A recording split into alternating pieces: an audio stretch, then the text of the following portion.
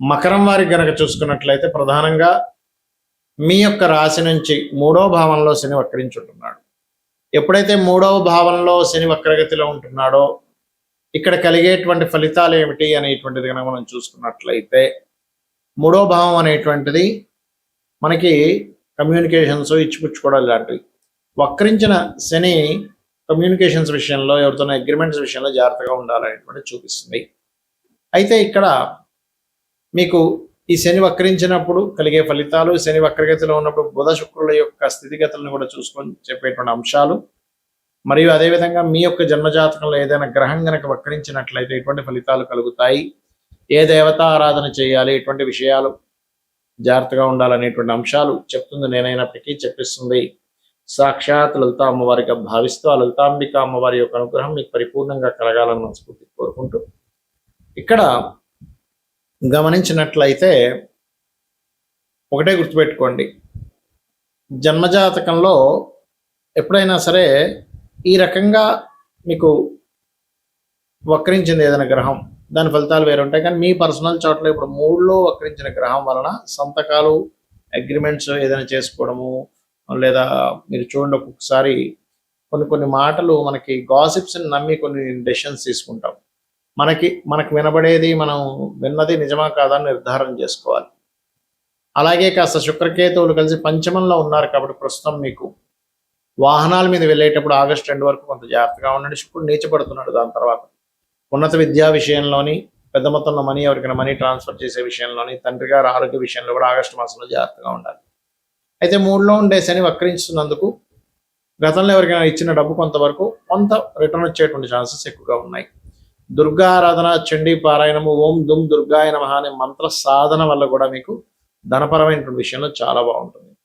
అయితే ఈ ఆగస్టు 2 వరకు తాతగారు ఆస్తి విషయం పట్ల కొంత జాగ్రత్తగా ఉండండి. ఇన్సూరెన్సెస్ కట్టాల్సిన సమయానికి కట్టండి. లేకపోతే అయ్యో ఇన్సూరెన్స్ చేశాం కానీ డబ్బులు కట్టకపోవడం వల్ల ఇలా నష్టపోయాం ఏంటనేటువంటివి కూడా కొన్ని సంఘటనలు జరుగుతాయి. ఇక మీరు నిత్యము చేయవలసినటువంటి దేవత ఆరాధన ఏమిటి అని చెప్పి చూసుకున్నట్లయితే మీరు లలిత అమ్మవారి యొక్క ఆరాధన, ముఖ్యంగా లలిత సహస్రనామాల్లో కామేశ్వర ముఖాలోక కల్పిత శ్రీ గణేశ్వర అనే నామ స్మరణ చేయండి. అన్ని విధాలా మీకు బాగుంటుంది. మనకి వక్రగతి అనేటువంటిది ఏమిటి అని చెప్పి చూసుకున్నట్లయితే ఒక గ్రహం వక్రించినప్పుడు మీరు జన్మనెత్తారు అంటే ఇది పాస్ట్ లైఫ్ కర్మ బ్యాలెన్స్ ఉన్నటువంటి దాన్ని క్లియర్ చేసుకోవడానికి మనిషి జన్మనెత్తాడు అనేటువంటిది అర్థం. భృగునందనాడి అనేటువంటి గ్రంథాల్లో ఉన్నటువంటి అంశాలు ఇప్పుడు నేను చెప్పబోయేది. భృగునాడి అంటారు దీన్ని, భృగునందనాడి అంటారు, భృగునాడి అంటారు. అయితే దీనికి ఆర్జీ రావు గారని మనకి తమిళనాడులో బాగా ఫేమస్. అతను లేరు, శివైక్యం చెందారు. అతను దాన్ని ప్రాచుర్యంలోకి తీసుకొచ్చారు. దానికి లగ్నంతో సంబంధం లేకుండా గ్రహాలు మన ఛానల్స్లో కూడా కొన్ని చార్ట్స్ మీద అనాలిసిస్ చేశానండి మీకు. అయితే ఈ గ్రహాల యొక్క కదలికల్ని బట్టి గ్రహం ఏ స్థితిలో ఉంది, ఏ అవస్థలో ఉందనే దాన్ని బట్టి చెప్తూ ఉంటాం. అయితే ఒక గ్రహం వక్రించినప్పుడు మీరు జన్మించారు, ఉదాహరణకి శని తీసుకుందాం.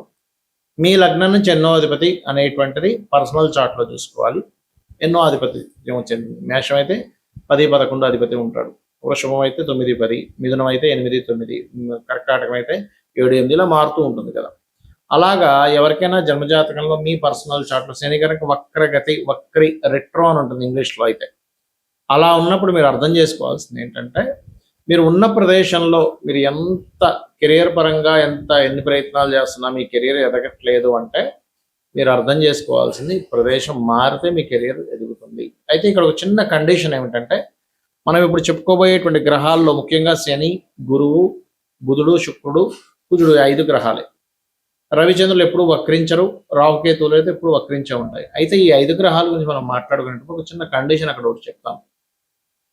ఏ భావంలో అయితే శని వక్రించాడో దాని వెనక రాశి ఫలితాలు ఎక్కువగా ఇస్తూ ఉంటాడు. అయితే అది 15 డిగ్రీలు లోపలైతే ఇంకా ఎక్కువ ఫలితాలు ఉంటాయి, 15 డిగ్రీలు దాటితే తక్కువ ఫలితాలు ఉంటాయి. ఇది ప్రధానంగా గుర్తుపెట్టుకోండి ఉన్న రాశిలో వక్రించినప్పుడు. అలాగే రెండవ పాయింట్ ఏంటంటే వెనక రాశి నుంచి, అంటే ఉదాహరణకి మిథునంలో ఉండగా వక్రించాడు అనుకుందాం కాసేపు. వక్రించినప్పుడు మిథునానికి వెనక రాశి ఏంటి? వృషభం అవుతుంది. వృషభము అక్కడి నుంచి కోణస్థానాలు అంటే మకరము, కన్య, ఈ రాశుల్లో ఏ గ్రహాలు ఉన్నాయి అనేటువంటి చూసుకోవాలి. ఎందుకంటే వక్రించిన శని 159 యాక్సెస్లో ఏ గ్రహాలు ఉన్నాయో ఆ ఎనర్జీస్తో అది పనిచేస్తూ ఉంటుంది. కాబట్టి అక్కడ పాపగ్రహం ఉందా, శుభగ్రహం ఉందా, ఎందుకంటే ఒక్కొక్కసారి మారడం వల్ల కొన్ని ఇబ్బందులు పడతాం కొంతమంది, ఎందుకు వెనకాతల పాపగ్రహాలు ఉన్నప్పుడు. అలా కాకుండా మారకుండా ఉంటే బాగుంటుంది అన్నప్పుడు ఇక్కడ ఉన్న ప్లేస్లోనే శుభగ్రహం అంటే ఏంటి, కొన్నిసార్లు ఏమవుతుంది మన లైఫ్లో మంచి అవకాశం వదులుకొని వెళ్ళిపోయాడండి, అక్కడికి వెళ్ళి ఇబ్బంది పడుతున్నాడండి అంటారు. లేదా మరి కొంతమందికి అబ్బాయి ఇక్కడ చాలా ఇబ్బంది పడ్డాడండి, వెళ్ళిపోవడం చాలా మంచిదైందని చాలా మంచి అవకాశాలు వచ్చాయంట. అంటే మన జన్మ జాతకంలో శని వక్రించాడు అంటే దాని అర్థం మనం పాస్ట్ లైఫ్లో కొంత కర్మ బ్యాలెన్స్ ఉంది. ఏమిటది? ప్రొఫెషనల్ రిలేటెడ్ కర్మ బ్యాలెన్స్ ఉంది. ప్లేస్ చేంజ్ అయితే బాగుంటుందనే విషయం మీరు అర్థం చేసుకోవాలి. ఇక జీవుడు విషయం కనుక తీసుకుంటే అంటే గురుగ్రహం కనుక వక్రించండి మీ జాతకంలో అంటే ఫస్ట్ ఆఫ్ ఆల్ మీరు దాన్ని స్పిరిచువల్గా ఆధ్యాత్మిక సంబంధించిన దేవతా సంబంధించిన బ్యాలెన్స్ ఉన్నారు మీరు. ఆ బ్యాలెన్స్ ఉన్నందుకు మీకు చూడండి విపరీతమైన భక్తి. అయితే అదేంటి, వక్రించిన గ్రహం దేంతో కనెక్ట్ అవుతుంది వచ్చనేటువంటి చూడాలి. ఆ బ్యాలెన్స్ ఏదైతే ఉందో దాన్ని క్లియర్ చేసుకోవడానికి పుట్టాడు జీవుడు. అందుకని ఎక్కువ చాలా మంది గురువు వక్రించి కనుక కేతుతో సంబంధాలు కలిగినప్పుడు వాళ్ళు ఏంటి ఎక్కువ దేవతా ఆరాధన చేయడము, మనసు నిండా ఎప్పుడు చూసినా సరే మనసులో దేవతా ఆరాధన ఉండడం, అదేవిధంగా క్షేత్రాలకు వెళ్ళడం, ఎటువంటి మాసం వచ్చిన ఆ మాసంలో ఉండేటువంటి ప్రత్యేకత ఏంటని చేయడం, లేకపోతే అనుక్షణము అలా చేయకపోయినా ఏదో ఒక నిత్య దేవతారాధనలో నిష్టగా చేయడం లాంటివి జరుగుతూ ఉంటాయి. వీళ్ళేంటి అంటే గురువు వక్రగతి కాబట్టి స్పిరిచువల్ రిలేటెడ్ ఏదో బ్యాలెన్స్ ఉంది అని అర్థం చేసుకోగలగాలి. అదేవిధంగా సంతానం సంబంధించిన విషయాలు కూడా ఉంటాయి అందులో. ఇక మూడో విషయం శుక్రుడు కనుక ఎవరికైనా వక్రించాడు అంటే మీరు సిస్టర్స్కి లేకపోతే జీవిత భాగస్వామికి సంథింగ్ బ్యాలెన్స్ ఉన్నారు అంటే ఏదో కర్మ బ్యాలెన్స్ ఉంది. వివాహ సంబంధించిన విషయంలో వెనక్కి వెళ్తూ ఉంటాయి సంబంధాలు అనుకుంటున్నా కానీ ఆ రకంగా మీకు ఇబ్బంది అనేటువంటిది కలుగుతూ ఉంటుంది. అయితే ఇక్కడ శుక్రుడు కనుక మంచి గ్రహాలతో కలిసాడు వెనక్కి వెళ్ళి అప్పుడు ఖచ్చితంగా బాగుంటుంది, దానిలో ఎటువంటి సందేహం లేదు. అలా కాకుండా వెనక్కి వెళ్ళి వక్రించినప్పుడు ఆ శుక్రుడు అక్కడ మళ్ళీ పాపగ్రహాలు ఉంటే దానివల్ల ఏమవుతుంది అంటే ఫస్ట్ ఒక మంచి సంబంధం రావాల్సింది మిస్ అయిపోయిందండి, తర్వాత అది మిస్ అయిపోయిందని ఇంకో సంబంధం చేసుకున్నాం ఏదో ఆవేశంలో ఇబ్బంది పడదామని చెప్తూ ఉంటారు ఆ రకంగా. ఇక బుధుడు వక్రిస్తే నాలెడ్జ్ షేర్ చేయాలి. ఎప్పుడైనా బుధుడు కనుక మీ జన్మజాతకంలో వక్రగతిలో ఉన్నాడు అంటే మీరు నాలెడ్జ్ షేర్ చేయడం ద్వారా మీ పూర్వజన్మ కర్మ తగ్గుతుంది, గుర్తుపెట్టుకోండి. వక్రగతి యొక్క ఫలితం ఇది. ఇక అదే విధంగా మరొక విషయం ఏంటంటే ఈ బుధ గ్రహం వక్రగతి వలన ఇంకొక విషయం, కొన్ని సార్లు మనిషి సెటైర్లు వేస్తూ ఉంటాడు ఎక్కువగా. ఒక్కొక్కసారి ఆ సెటైర్స్ వల్ల అవతల వాళ్ళు నవ్వుకోవచ్చు, ఒక్కొక్కసారి అది ఇబ్బందిని ఇవ్వచ్చు.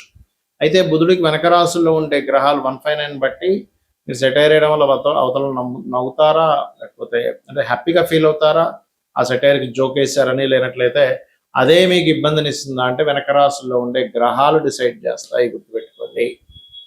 ఇక కుజుడు వక్రగతి చెందాడు అంటే మనం ల్యాండ్స్ తీసుకునే విషయంలో ఖచ్చితంగా జాగ్రత్తగా ఉండాలి. ల్యాండ్స్ కానీ లేకపోతే ఏదైనా ఒక మిషనరీ సంబంధించిన ఒక ఫ్యాక్టరీ తీసుకుంటున్నారు, ఈ యొక్క విషయాల్లో ఖచ్చితంగా జాగ్రత్తను వహించాలి, గుర్తుపెట్టుకోండి.